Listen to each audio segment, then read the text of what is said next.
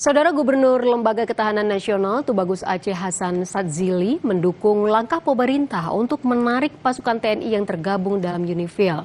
Setelah 3 personel TNI gugur terkena serangan Israel, dia juga mendorong dilakukan investigasi di lapangan.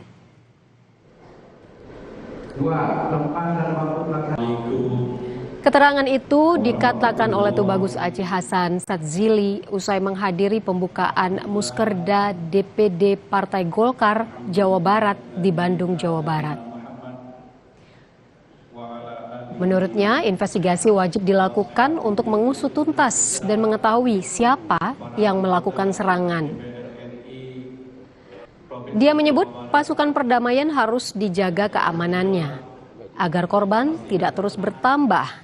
Aceh sepakat pemerintah RI segera menarik pasukan perdamaian dan langkah itu yang sangat tepat dalam rangka memastikan keamanan di wilayah-wilayah konflik.